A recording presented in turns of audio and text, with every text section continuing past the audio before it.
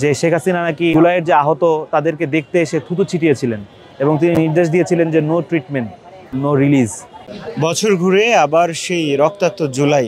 কেমন ছিল জুলাইয়ের দিনগুলো? আমাদের সঙ্গে রয়েছেন বৈষম্য বিরোধী ছাত্র আন্দোলনের সাধারণ সম্পাদক এনামুল হাসান। তার কাছে জানতে চাইব জুলাইয়ের স্মৃতি। বাংলাদেশের একমাত্র স্মার্ট সিটি বসুন্ধরা এখন আরো নিরাপদ, আধুনিকতায় আরো এক ধাপ এগিয়ে।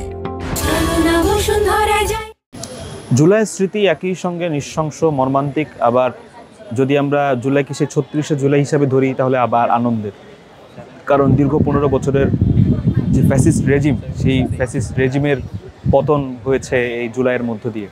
কিন্তু জুলাই আসলে সবসময় আমার কাছে হচ্ছে শোকের, কারণ এখানে 1400 শহীদ, প্রায় 11,000-এর বেশি আহত, এবং এখন অনেক আমাদের শহীদের নিখোঁজ, যাদেরকে রায়ের বাজারে বা বিভিন্ন জায়গায় কবরস্থানে কবর দেওয়া হয়েছে। আমরা এখনও জানি না সঠিকভাবে যে বেওয়ারিশ লাশের ঠিক কতগুলো বেওয়ারিশ লাশ দাফন করা হয়েছে, এবং নিখোঁজদের স্বজনরা এখনও বিভিন্নভাবে ঘুরে বেড়ান আমাদের কাছে অসহায়ের মতো।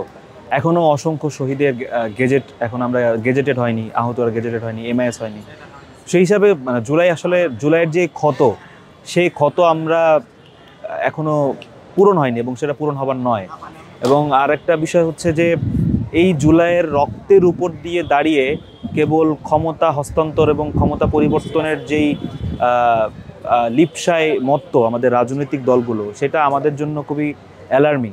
কারণ ছাত্র জনতার যে গণ-অভ্যুত্থান, সেই ছাত্র জনতার গণ-অভ্যুত্থান কিন্তু শুধুমাত্র রেজিম চেঞ্জের জন্য অথবা একটা নির্বাচন দেওয়ার জন্য হয় না। এখানে অনেকগুলো কাঠামোগত সংস্কারের প্রয়োজন ছিল, এবং প্রথমে যেটা সব থেকে বড় যেই পরিবর্তনটা এবং যে জিনিসটা দরকার ছিল সেটা হচ্ছে গণহত্যার বিচার।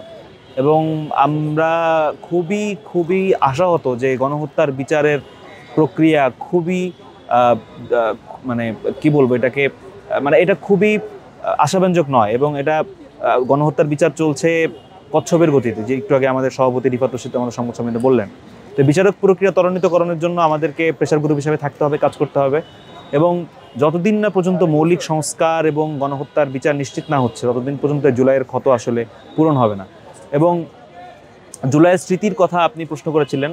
জুলাইয়ের স্মৃতি সবসময় হচ্ছে স্বজন হারানোর বেদনা, একদম কোট আনকোট আসলেই স্বজন হারানোর বেদনা। কারণ শেখ হাসিনা, খুনি হাসিনা সবসময় স্বজন হারানোর বেদনার কথা বলতেন, কিন্তু তিনি